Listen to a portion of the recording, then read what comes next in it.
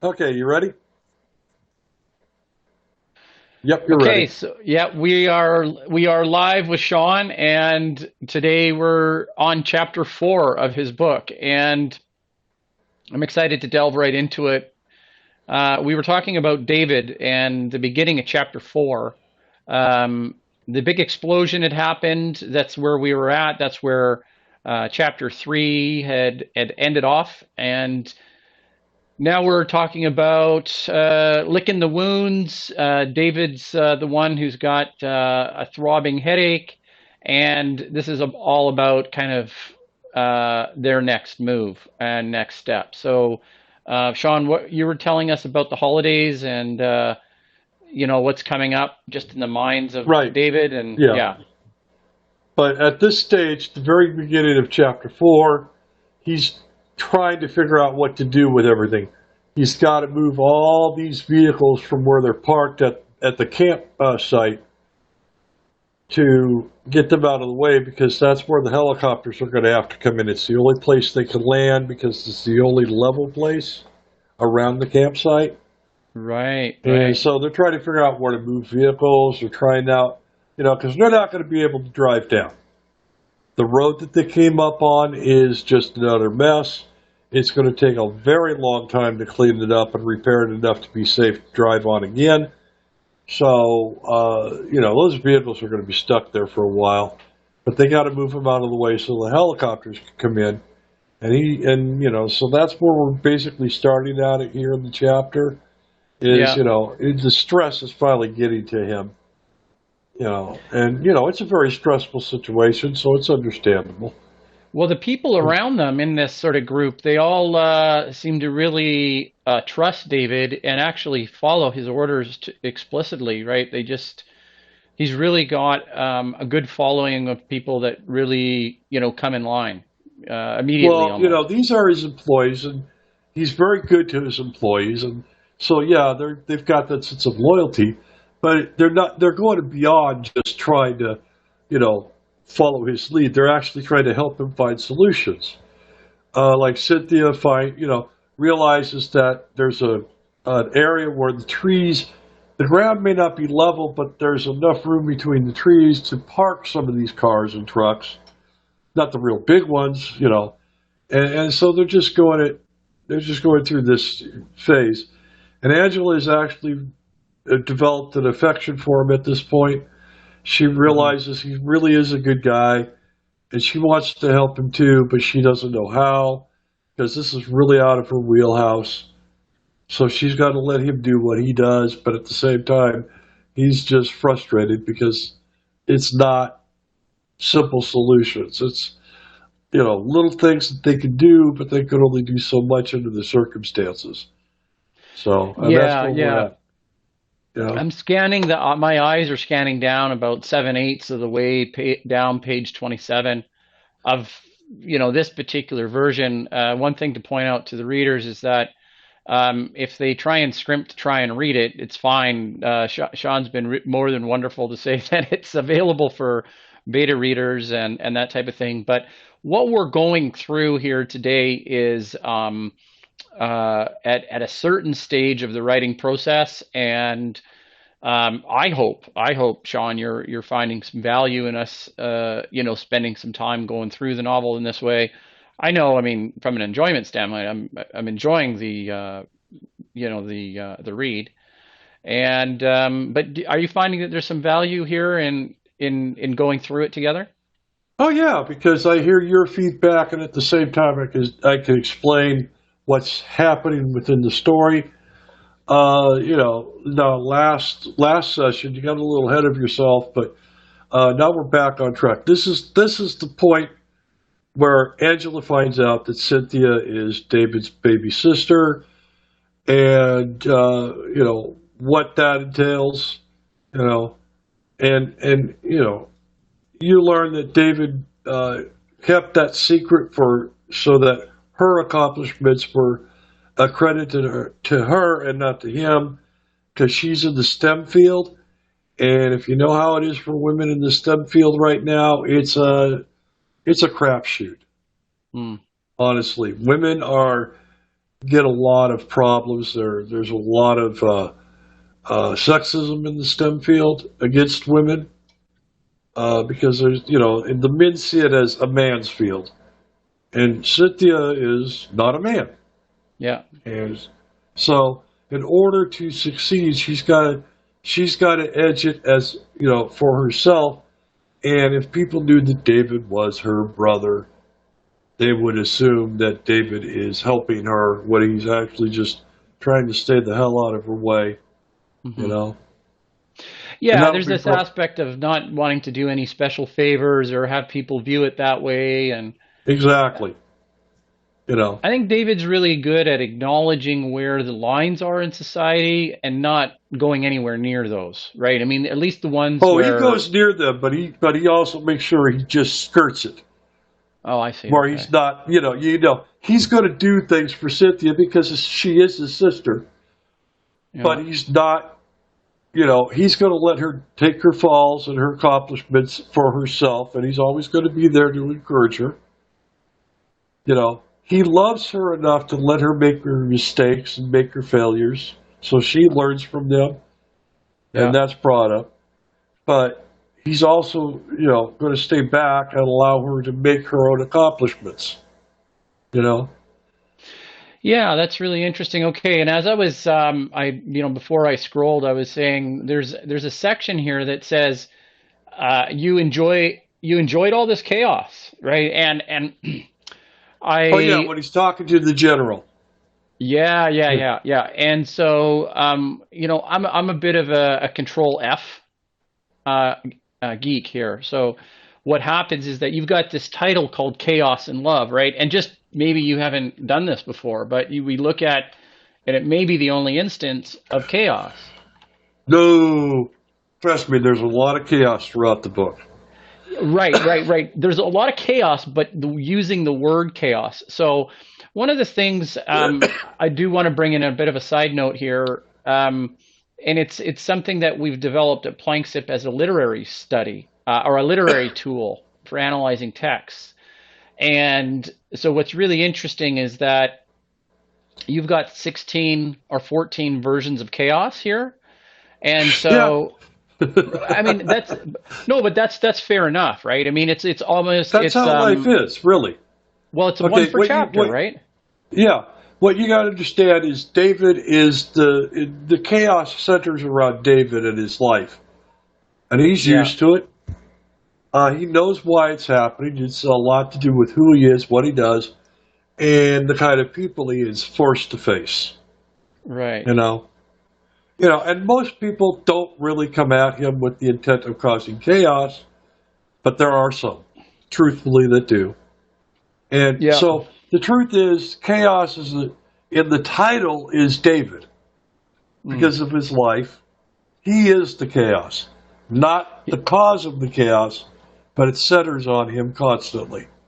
Right, know? right. Yeah, that's the conflict of the character and everything like that. Right. So that's pretty cool. Okay, I get it. All right. So as we kind of progress down, I see that I mean, Angela. It's funny that Cynthia has such uh, an affection over David. Really knows what David likes and what's good for her brother, right? And so you get this Well, she glimpse is his between baby sister. yeah. Yeah, she knows him better than just about anybody else, with a Yeah. couple of exceptions, and you'll find those out later. But David, David is, David being David. He loves his sister, and she loves him, Yeah. and she is more than willing to push things in the direction where he finds happiness in his life. Yeah, that's She right. loves him that much. So what's Yeah. the agent drama going on around here? Like this agent Richardson, he kind of or they come in, he comes in, and Agent Well, it's Johnson and not so Reg. much drama at this point. By this time, they're all packing up, getting ready to get the camp busted down to a point where they can fly out of there. Yeah. Um, and they're just talking. This is where Angela learns how David's mind kind of works. Yeah. He's got this elaborate plan drawn out about what to do in that valley before the explosion actually happened. He had very elaborate plans on where to file the paperwork, which office under which agency needed that paperwork, blah, blah, blah. I mean, he had it planned out to take care of getting this valley cleaned up.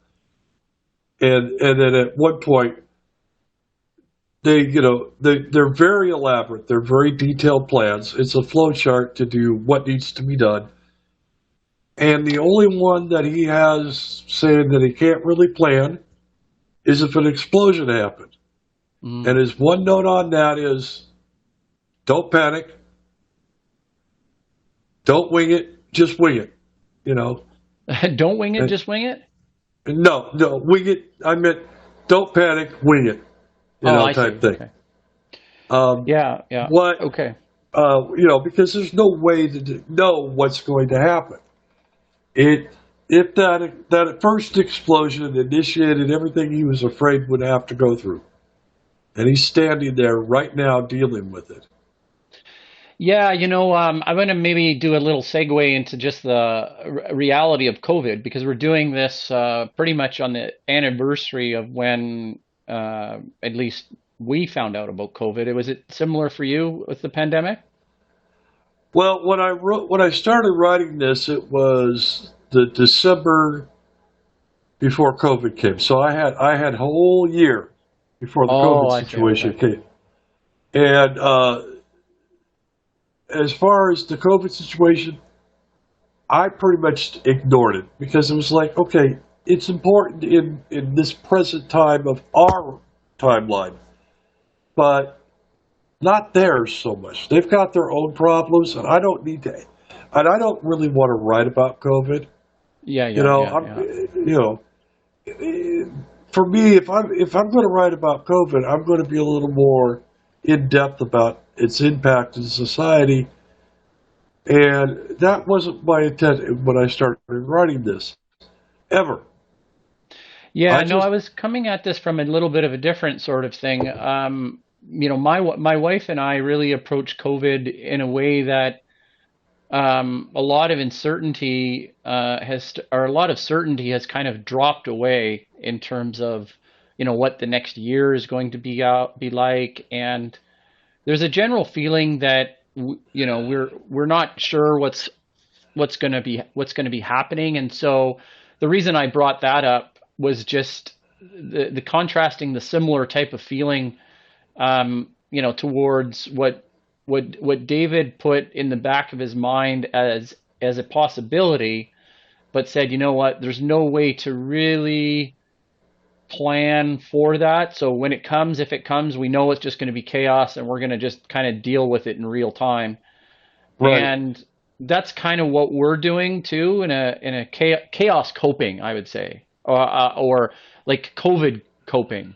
And so even though I think the thing that you have to realize is that one of the things that makes reading somewhat integrate into timeless themes is the fact that if that feeling can be I guess assigned to another situation in time, right? And then it's a little bit of a universal theme, right? Well, oddly enough, yeah, you're kind of right. I was writing this as the COVID thing was just becoming known and building up and all that. I actually finished this, the first manuscript of this, in September of 2019.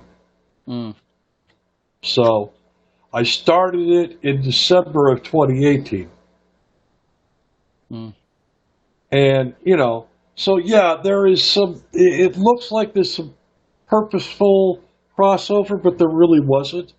Yeah. No intention, just worked out that way a little bit. Yeah. Well, my whole point is I was making a point about, in my mind as I was writing this part of the book, I was making a point about how plans just don't always go your way. And you've got to be prepared for that in life. And that's how I got into that. So, You know, Yeah, yeah, yeah. but Okay, it well, let's pull just it back to the those parallels just came in, and that's all. yeah. You So know, let's pull it back to the novel here. And what I like my note to myself here was that what I liked about the ending of chapter 4 is that somebody is asking. I'm not sure who now, but was asking about what David's greatest strength was, and it was hands down it was his intelligence. And no, no, no. You kind of you're just a little ahead. This I know where you're talking about. I don't even have to go to it. This is where Angela and Cynthia are sharing a tent right. because this is their last night at the site, Okay. and they're sharing a tent, and they got to talking about David, and so uh, Cynthia asked Angela what she thought David's greatest strength was, and Angela answers his intelligence. Uh-huh. And while Cynthia tells her, yes, it's an asset for sure, David's real strength is to be able to get the right people together to make things happen. In other words, David does not fly solo. He may look like he's flying solo, but he's already got a team working on things in the background to make things happen.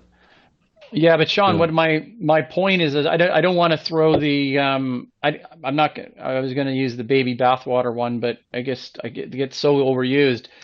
Um, an argument could be made, and I know it's your thought, but I want to put something in front of you that the intellect and David's ability as a hero with his superpower, so to speak, being his intellect, is a quality that I guess is included in being able to bring the right people. A really smart person who has that Yeah. ability to bring people in effectively actually talks about his intellect as well. Do you know what I'm trying to say?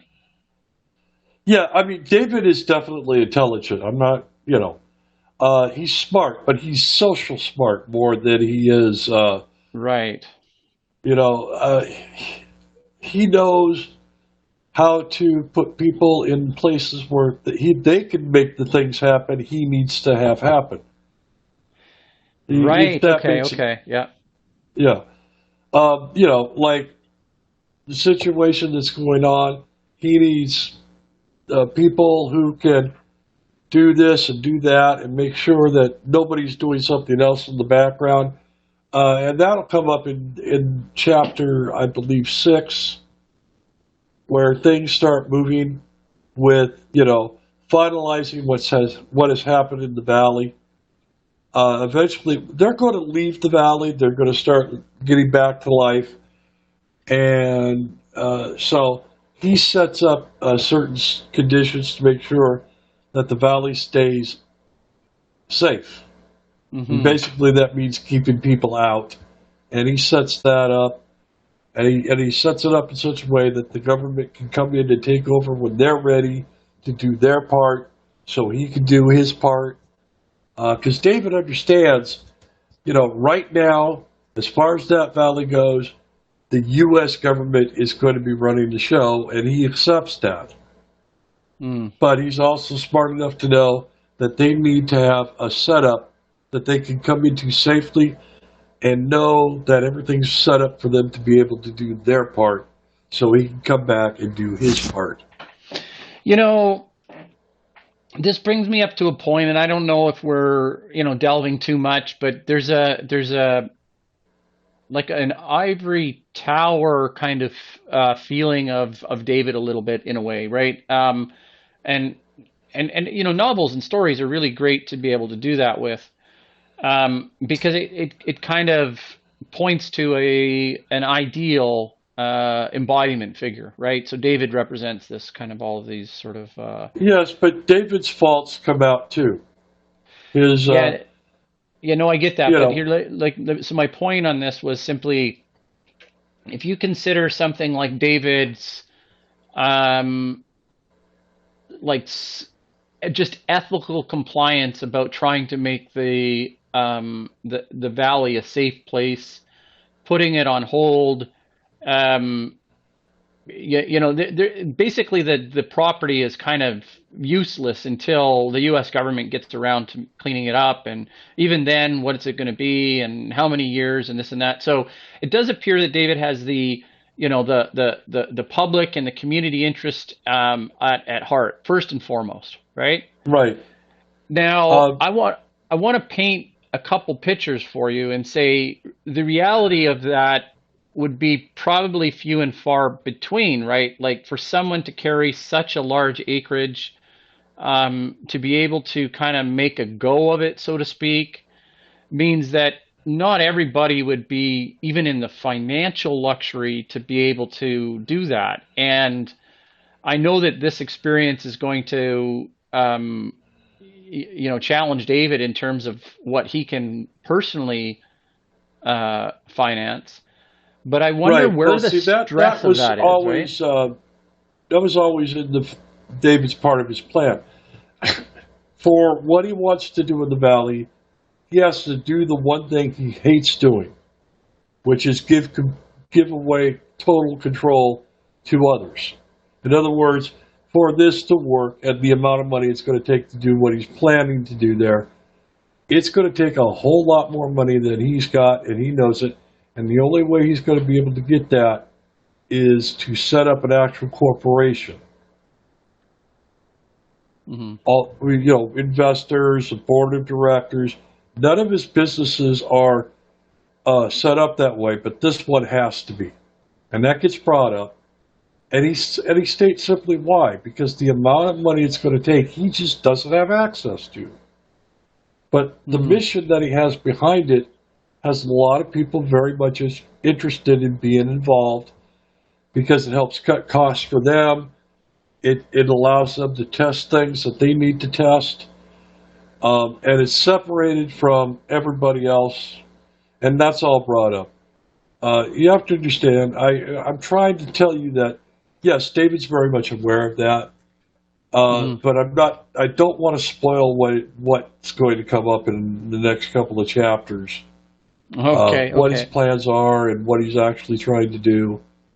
I mean, Yeah, it's talked about a little bit earlier, but the overall scope of the project is very immense, and it's very, very helpful to the environment, and yeah. that's really David's goal.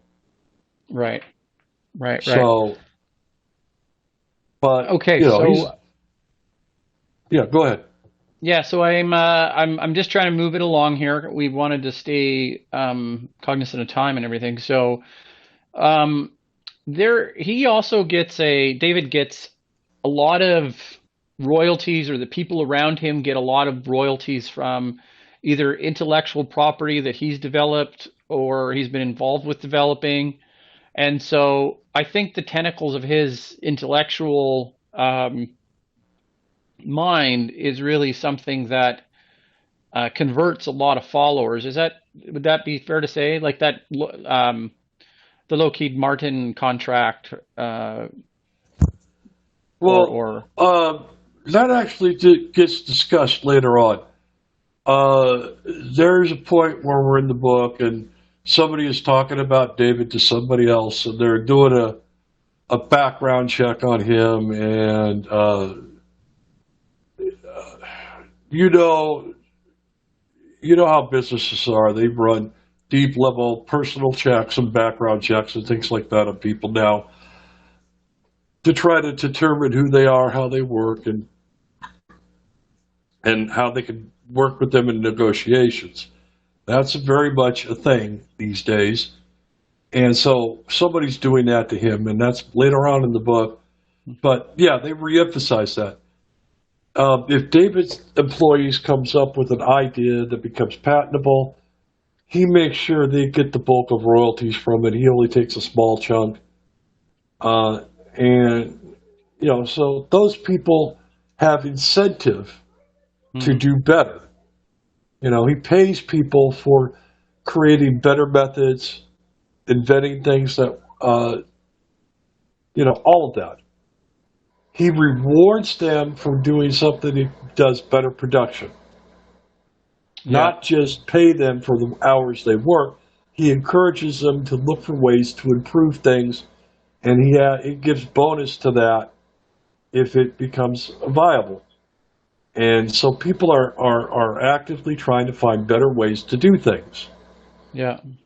And it's a benefit to his company, it's a benefit to his people, and it's a benefit to those who come up with them because they get paid for that. Yeah. And the incentive thing is there. I mean, David doesn't just say, okay, this is mine now. He says, no, this is yours, but I'm going to take a small chunk of the royalties to, pay for my part of it, and you get to keep most of it. Interesting. And Yeah. that's how his mind works. You know.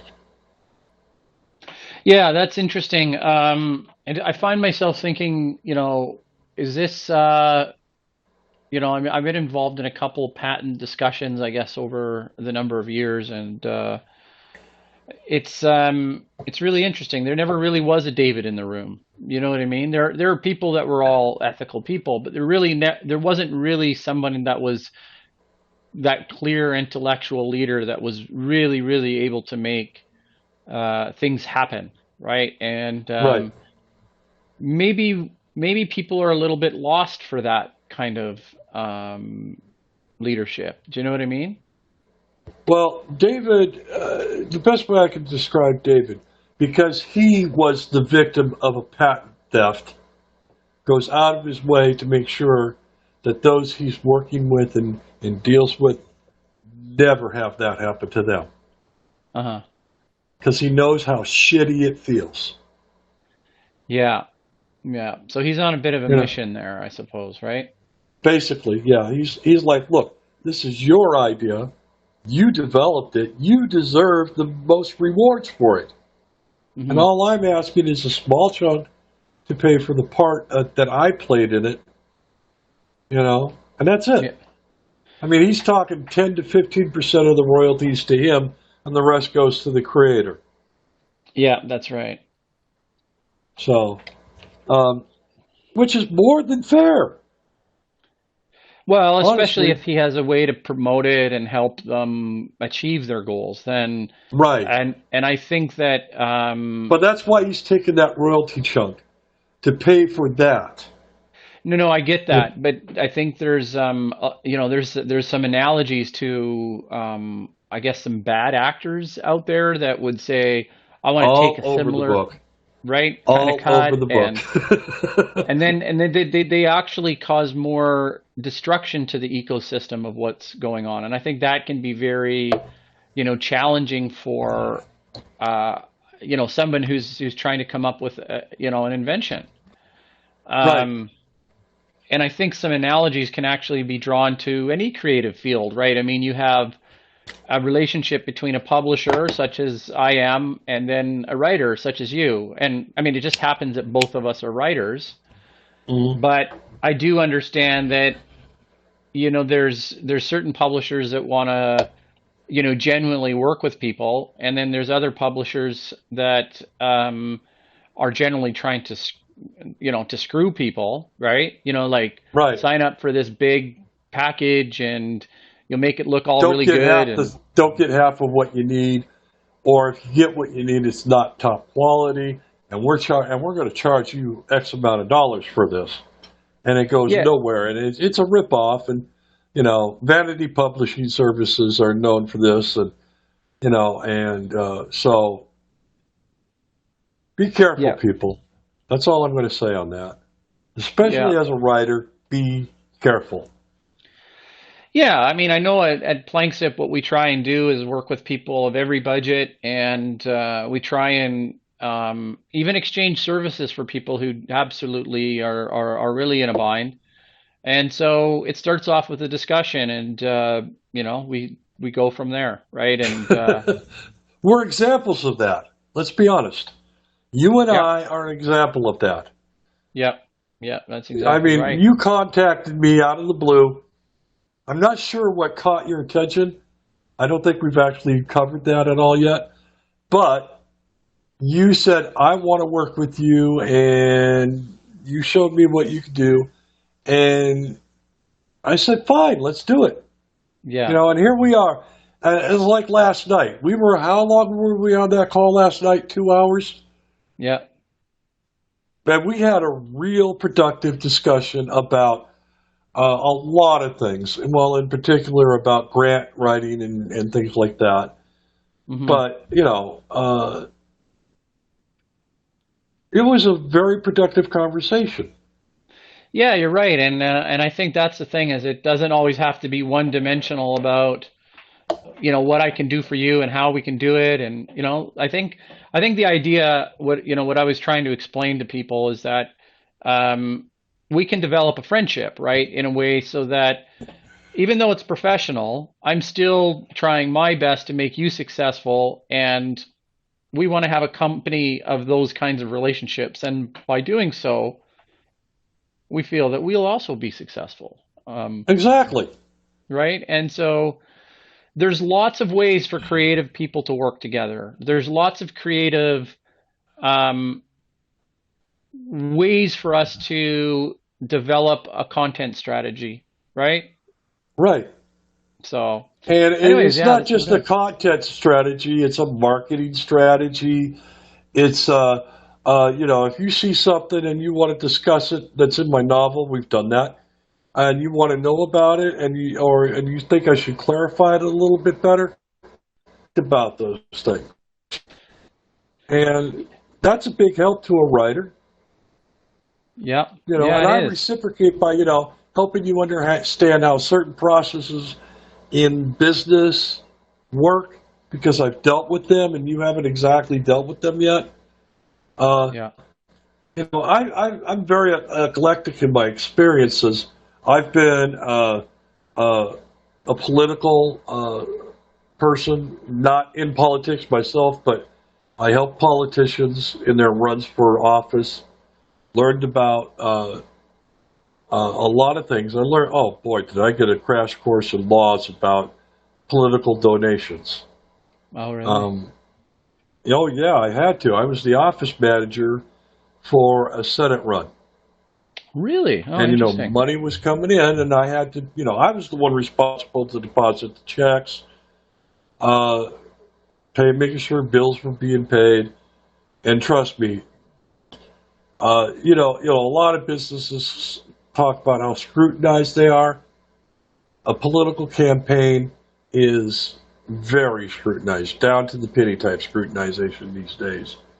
Now, back when I did it, it wasn't as bad as it is now, but it was still bad.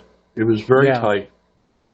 Everything had to be recorded, you know, and you had to rely on volunteers because weren't pulling in a whole lot of money to pay employees.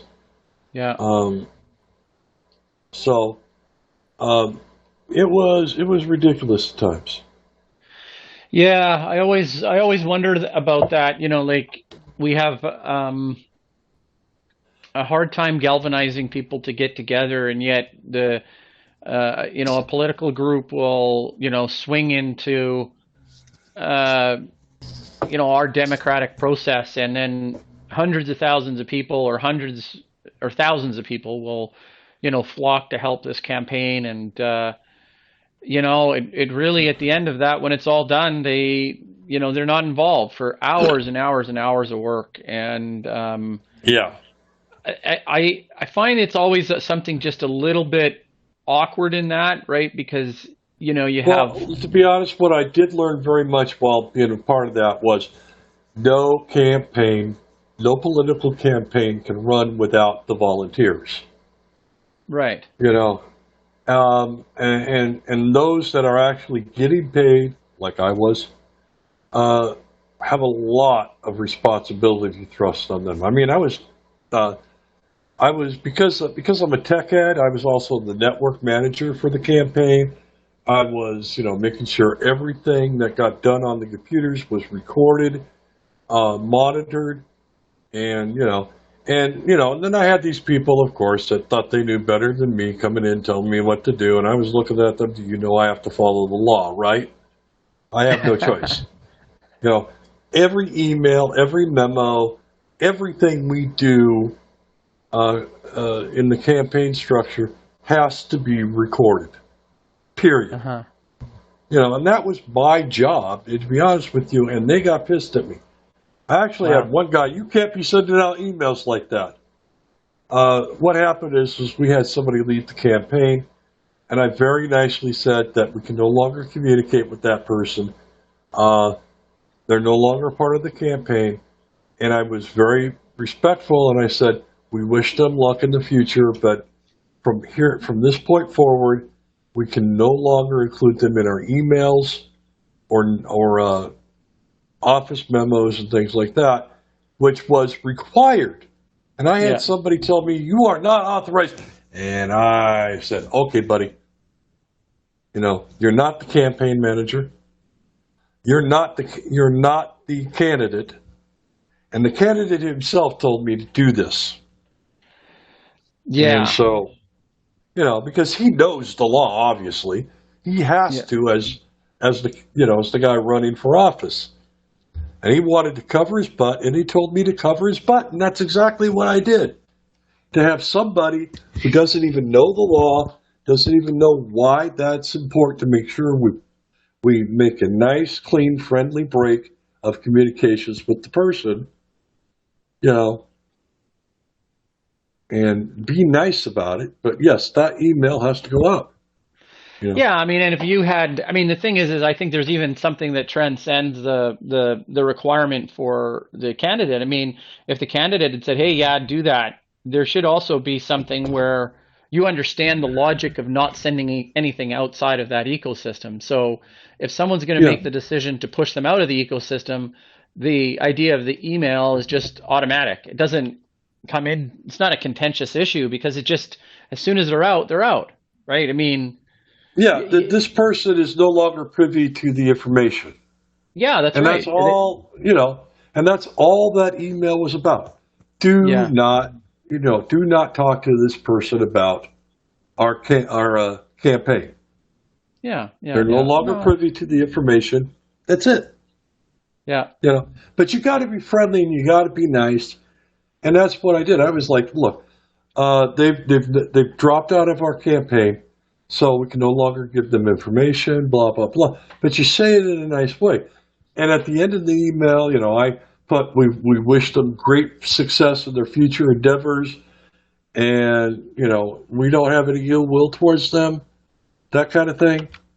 And and then this one guy who really wasn't even in the structure of the campaign management jumped on my ass, mm, and that didn't happen too well for him. I'll be honest with you, because you don't come at me and tell me what my job is or is not to do, and I don't have the authority when I was given the authority, especially. And so, yeah. No, that's good. Okay, so it does appear that we're kind of we're approaching chapter 6, and I think we were going to just stay with 4 and 5 today. Was that right? if you want to go into chapter 6, we can go into chapter 6. I don't know how far you've read at this point. Well, I know I actually only started reading about a quarter of chapter 6, so it's probably a good time to Okay, yeah, that's and fine. then come back and pick up Yeah. chapter 6 next week. And so, okay. Did you have anything else that you wanted to add before we, jumped off of the call? Maybe summarize where the book is right now, and what we have to look Okay. forward to in chapter 6. So all I'm going to say about chapter 6 is that this is where David's going to go home for a little bit in Yeah. chapter 6, and then he's going to come back, and Angela's going to be introduced to his family, and it's going to be at Thanksgiving, and it's a very different kind of Thanksgiving. It's not the Norman Rockwell type of Thanksgiving. It's the swoop in, everybody's gathered together, kids everywhere, pandemonium, everybody's doing their part, but at the same time, the reason they all came to this particular Thanksgiving is because the word got out about Angela, and they want to see who she is. Yeah. Okay. And she finds this out. And she's like, "Oh, I'm going to be under scrutiny, aren't I?" And she's given yeah. Everybody's going to be watching you, particularly David's aunt, because she is very protective of David, and she wants to make what she wants to see is how Angela is with David. Is Angela truly treating David like David deserves to be treated? And that gets answered at the very end of the chapter, I believe. But so here she is. She's being watched like a hawk by David's aunt. And yeah, it's at the very end of the chapter when Angela and Maria, David's aunts, has a minor discussion. It's not, it's just, And Angela just looks at her, look, I know the kind of person you are. I know what you're doing. And guess what? I'm not afraid of you. And that kind of throws Maria for a little bit of a loop. But, and as David says, what they expect from Maria is the unexpected. In other words, Right. you just don't know what she's going to do, but it's not going to be anything that you can think of in your own mind. There's more chaos in love there. Yeah. Well, Right? that's David's family. Okay, let me explain that part of David's family.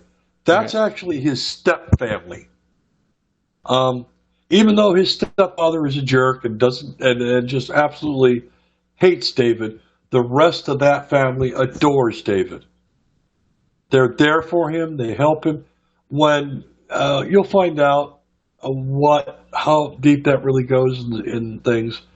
But Maria has taken on I'm going to protect this boy from those who are going to hurt him mode. And that's the way she is. And Angela's like, look, I'm not who you think I am. I'm not out to hurt David. I want to get to know David. And that's where they kind of meet in the middle, kind of thing between her and Maria. But Maria realizes that David's actually found somebody who absolutely wants to see this happen. Angela at first didn't care for David because of the situation. And when she learned about David, she was like, okay, this isn't a bad person after all. And she started to develop her feelings for him. And they're both in the same situation. Really, at this point, they want to see where this will go, but they don't want any interference. They want to do it on their own. And that's what Angela is basically just saying to Maria. So, and that brings on a lot of things. And that'll bring a lot of things on in the future. But, Yeah, no, I like that. Okay, so, well, why don't we wrap it up with that? I'll just stop the recording section and we can stay on. Okay, we could do that.